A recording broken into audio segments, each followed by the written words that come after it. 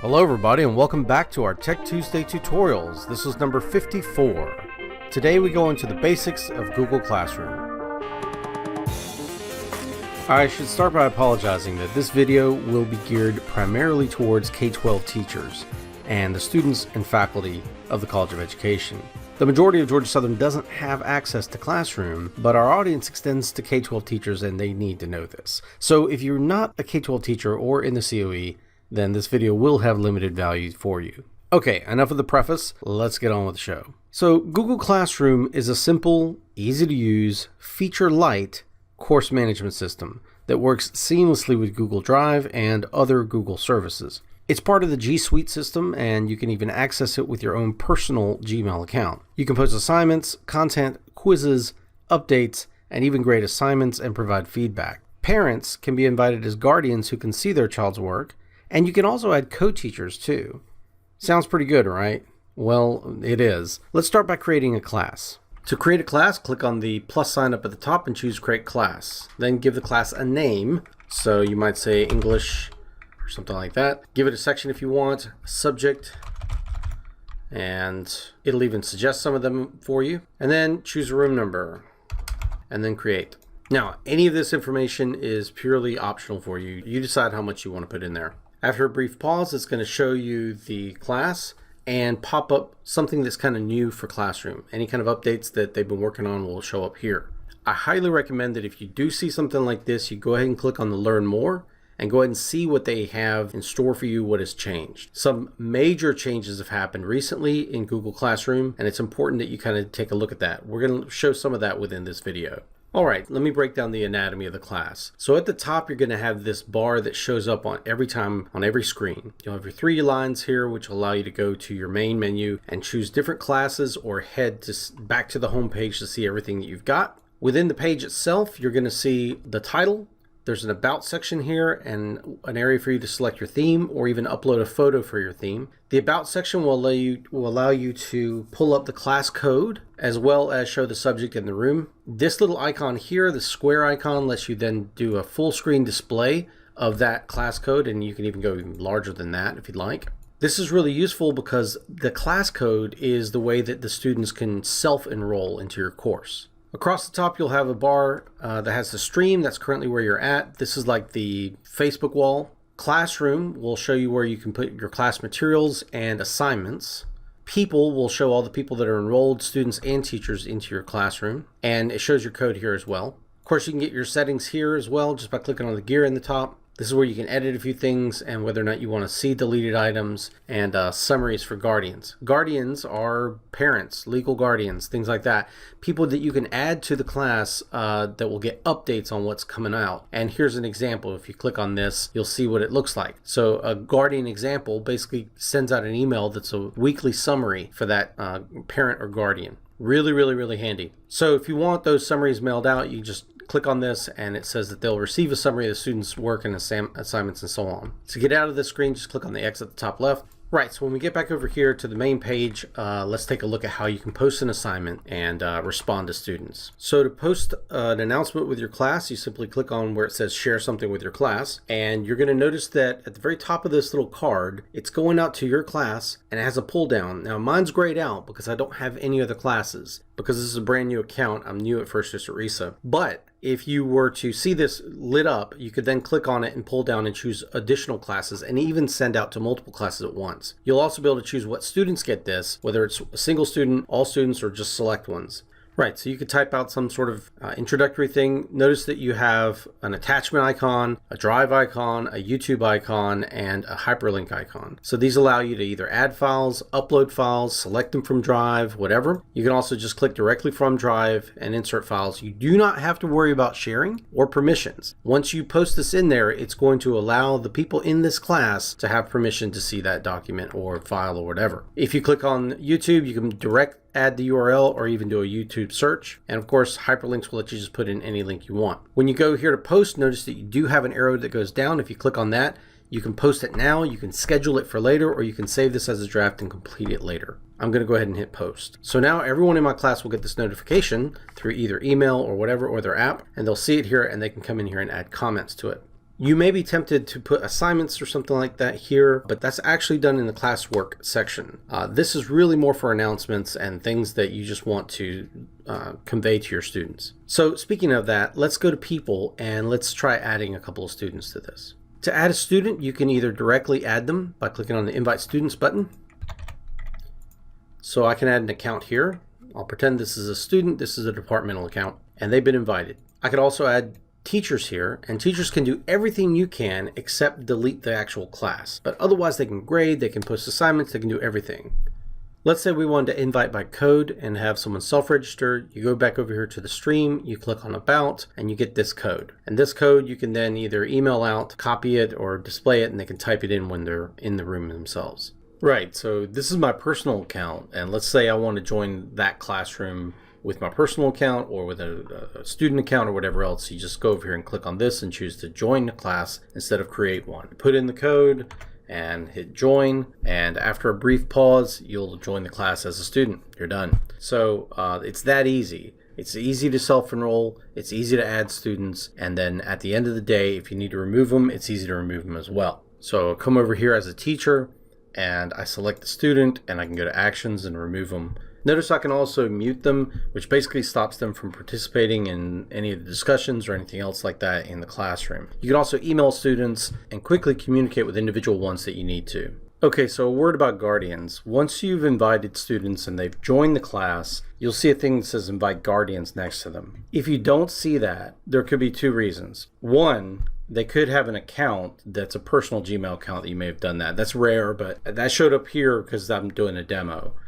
Personal Gmail accounts or those that are not part of the G Suite for Education cannot have Guardian. But the other more common reason why you may not be able to see that is if the admin for your Google Apps for your education does not have that turned on. So back in the admin console, they'll see something kind of like this under settings for classroom. Who can create classes? It's usually set to all pending and verified teachers, and then who can manage guardians and stuff like that. So the big thing is that whenever you go in and you say I'm a teacher for the first time, it adds you temporarily to a group. It's an internal Google group. So they may have the settings set to only verified teachers can do this. And if that's the case, you won't be able to manage guardians or anything unless they verify you. And that's a matter of them going in there, selecting you and approving your application. Right, so once you do that though, you can come in here and type in an email address to invite guardians to this. So that's pretty easy to do.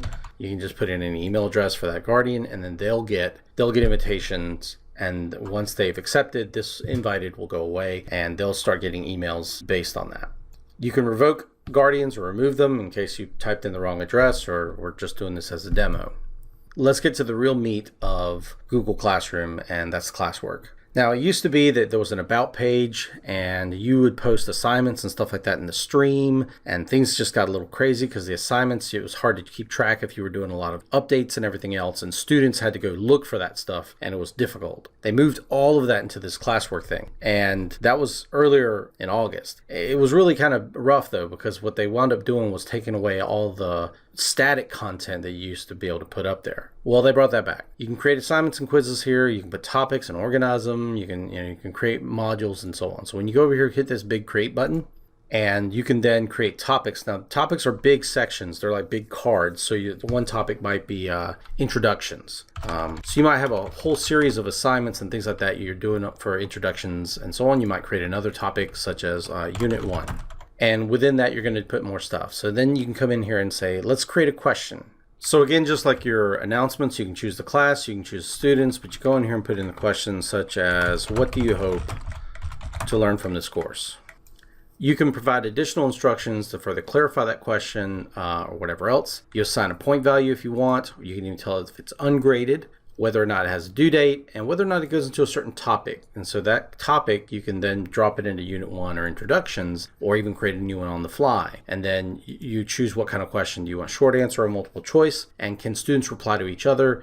and can students go back and change their answers. In addition, of course, you can attach attachments here or anything else. You can put in Google Drive stuff, you can put in a YouTube video and all that other stuff. You can do this with every bit of content you do. And then again, with every bit of content, you can do it now, you can schedule it, or you can save it as a draft to finish writing it later. So it's very similar to how we did that announcement in terms of the card and what you're allowed to attach to all that. But just let that sink in a bit, because you've got the ability to put any file, any amount of files, any kind of media, links, anything to any content you put up, whether it's a question, an introduction, an assignment, or whatever. So let's put in a little bit more content. We're just going to go create, and this time we're going to choose material. Material is a little simpler. It doesn't have all due dates and everything else. Lets you just put a title in there and so on. So let's say I wanted to put a PowerPoint or presentation, in this case it's a Google slide of a framework review. And we could then go in there and be very descriptive about what's in that framework review, and then we can assign it to a topic like Unit 1, and then we're going to go add directly from Drive. At this point, I'm going to go in here and click it. There it is. Now this is just the demo content, but that's fine. If I wanted, I could continue to add more stuff. So I might go in here and add in another presentation. Again, I choose which class and what students.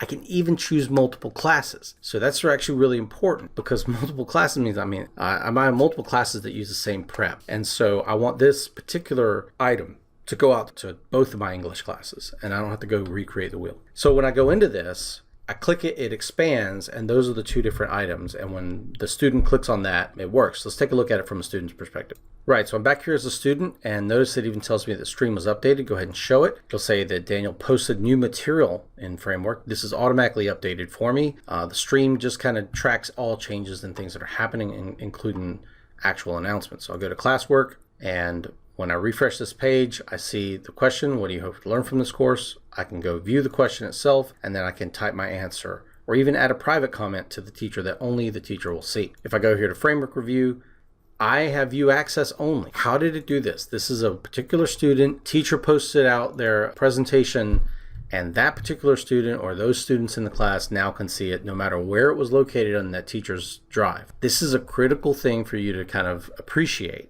as a teacher. Whatever content you put in here, even if it's linking from a Google Drive, even if it's a private file, that file will automatically get shared with your class or individual students of that class as you specify in here. And you don't have to do anything to change that. So let's go back here as a teacher, and let's just do a small change, like change the color of the font and increase the size. Right, simple little change.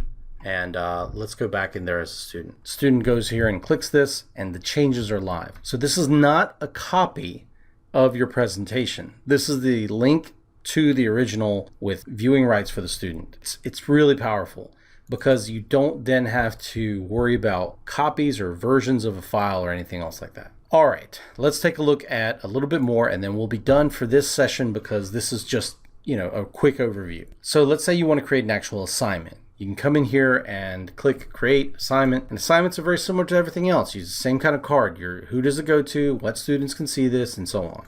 So let's say letters, good example here. And I'll have them view this YouTube video and then use the template I'm going to provide to write a reflection. I'm going to be grading it for 100 points, and it'll be due on Friday. And it'll be due Friday by just right before midnight. And the topic is going to be Unit 1. And in this case, I'm going to go in here and put in a YouTube video. So I'm going to search for the Sullivan Blue letter, which was a letter written in Civil War by a soldier back to his wife in Smithfield. It's a tearjerker. It's really good. And then I want them to respond to this letter. So in this case, I'm going to come in here into Google Drive, pick a document that I've already gotten, and that is this one here. And this is where it gets where the magic really starts happening. You choose how you want students to be able to access this file. Can they view it? Can they edit it? Or do they each get their own copy? If they can view it, they all view the same file. If they can edit it, this is important, they all get to edit the same file, which is great for collaborative study guides, but not good for assignments. You're then going to want to choose make a copy for each student. So what this does is when you click on this and assign it, it creates a copy of this document for every student, puts it in their drive, assigns them ownership of it, and lets them go in and edit it. I go here and I hit assign. And so from the student standpoint, the student comes over here and refreshes. When they come back to Unit 1, they see Letters Home from War, and that's an assignment. When they click here, they see that it's assigned. If they view the actual assignment itself, they see all the materials with it, and they even have an option here to turn it in when they're done. Right here, they can come in here and view this this video, which again, it's a powerful, powerful video. And then they respond by going over here and clicking this. Notice it's named for them. So they click on that, they get to Google Docs, and they fill out whatever they want. They write as much as they want, and when they're done, they hit Turn In at the top. Once they've turned it in, it confirms that they want to turn this in. It wasn't a mistake. It gets turned in. They can't make any changes to it. If they go back into it, they have view-only access to this same document. So once they've turned it in, it's locked. They can unsubmit it, but then that recalls it, and you get a notification of that. As the teacher, when you come here to classwork, you're going to go over here and see this assignment. You're going to see that one was turned in and one was assigned. And then you can go into that, click on that, and you'll see who did it, who's turned it in. You can assign a grade to them, and then even add private comments and everything else to them, and so on. You can even change the point value of the assignment and everything else. And then when you're done, you can return it to that student. They don't see the grade that you're giving them on that until it's returned.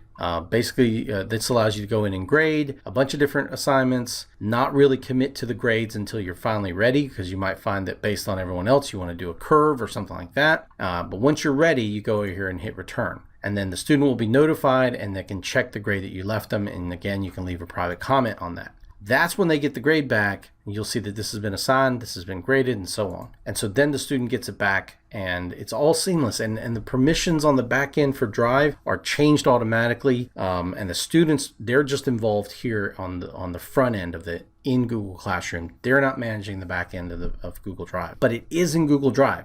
It's put into a folder for the name of the class in their Google Drive, and it's only their work that's there. It's really, really slick how all this works together. So that's an overview of Google Classroom. We may get into some of the more detailed bits in another video and all that in a future date. Well, I hope you all enjoyed this video, and I hope you found it useful. And if you did, go ahead and hit that like button. Heck, why not support us and hit that subscribe button? Or click on the bell to get notified of any new videos that come up, because your subscriptions don't necessarily notify you anymore with YouTube. Share this video with your friends, and if you have an idea for a Tech Tuesday, leave that in the comment box as well. And we'll see you guys in the next video. Bye-bye.